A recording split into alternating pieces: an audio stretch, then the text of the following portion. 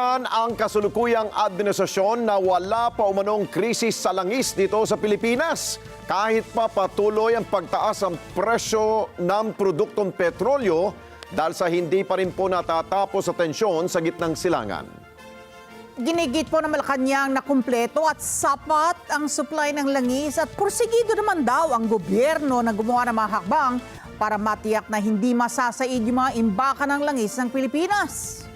At sa kabila nito, ipinag-utos na rin ni Pangulong Marcos Jr. ang pagbuo ng isang crisis committee na siyang tutugon sa mga problemang kinakaharap ng bansa. Sa gitna po yan ng gyera sa Middle East. Kunin natin ang live report ni Madeline Villar Moratillo. Mads, anong kaibahan na walang krisis pero gagawa ng crisis committee?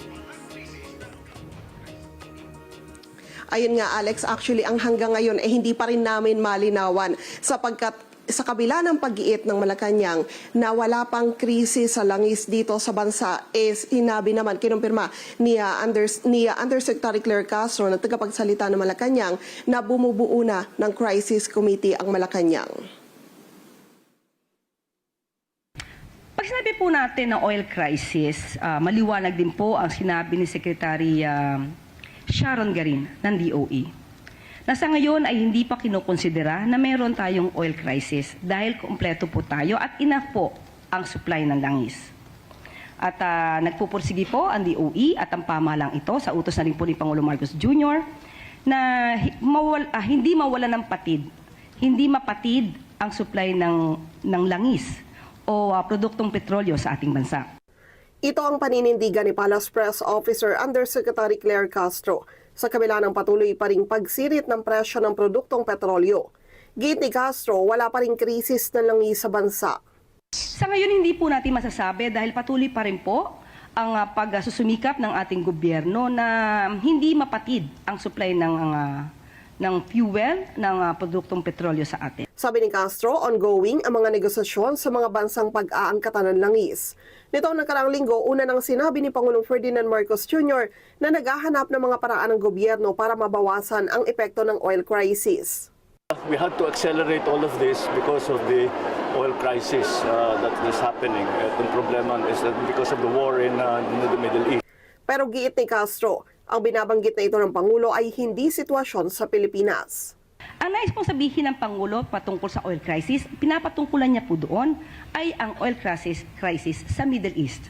Pero sa ngayon po, sa atin at sa payo na rin po Secretary Garin sa ating Pangulo, wala pa po ay maaaring tawaging oil crisis sa bansa. Paliwanag pa ni Castro, ang nangyayari sa presyuhan ng petrolyo sa bansa ngayon ay price disruption na epekto ng oil crisis sa Middle East.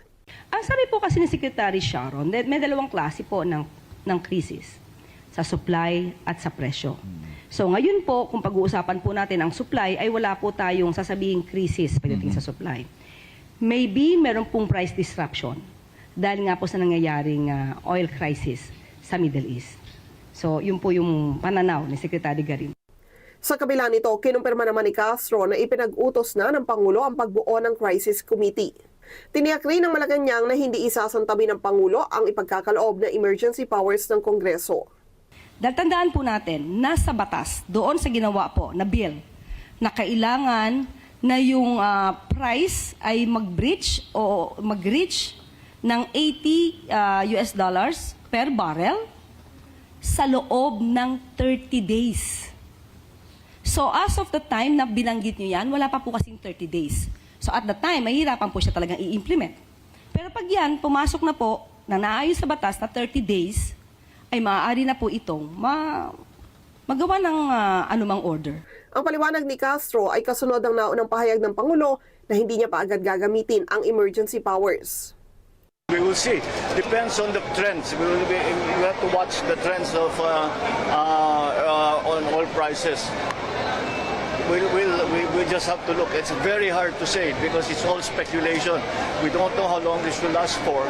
Bukas, may aasahan na namang mega price hike sa produktong petrolyo. Pero sabi ni Energy Secretary Sharon Garin, bahagyang bumaba na ito kumpara sa naging pagtaya noong isang linggo.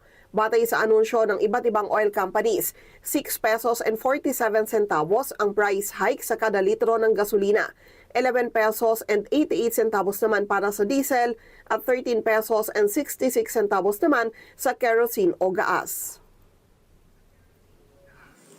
Hindi pa tinukoy ng Malacanang kung sino-sino o ano-anong departamento yung bubuo doon sa binubuo na crisis committee. Pero sabi ni Undersecretary Claire Castro, ang layunin daw ng pagbuo ng committee na ito ay para mas maging organized at systematic ang pagtutok sa posibleng mga maging epekto ng kasalukuyang sitwasyon o kaguluhan na nangyayari pa rin ngayon sa Middle East. Balik sa inyo dyan, Alex. Okay, Mads, natanong rin ba ng mga kasamaan mo sa Malacanang Press Corps na dito sa anunsyo ng kasalukuyang administrasyon na wala umanong krisis, bakit namimigay ang pamahalaan ngayon ng tulong pinansyal na 5,000 pesos sa pamagitan ng Assistance to Individual in Crisis? Ayun, crisis situation, yung AICS.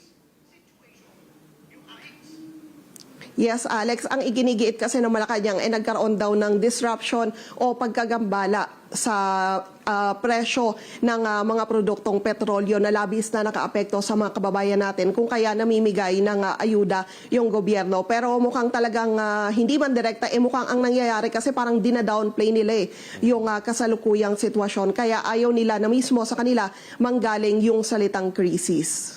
Okay, sige. Maraming salamat sa iyo, Madeline Villar Moratillo. Mata natin dyan sa Malacanang.